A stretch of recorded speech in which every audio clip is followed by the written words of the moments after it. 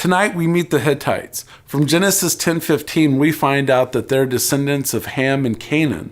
And at one point in the middle of the second millennium BC, they had this huge empire that took up modern-day Turkey.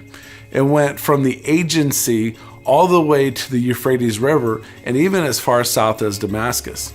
Now, even though that the Hittites had this huge empire based in a city called Hattusis, there were also many NeoHittite states that were formed, and they were also, confusingly enough, referred to as Hittites. So whenever Abraham purchases a burial site for Sarah from the Hittites, were they from this empire, or were they a smaller NeoHittite state? Well, I guess it could be either, but the irony here is that even though Abraham was promised this land, he still had to purchase it from the Hittites. The empire of the Hittites fell around 1200 BC, and up until the 1800s, the Bible was the only source that mentioned them, so many people thought that they were made up. But since then, we found much archaeological evidence that this group existed and was at one point as powerful as Egypt. So it turns out once again that the Bible is right and historically accurate. Who knew?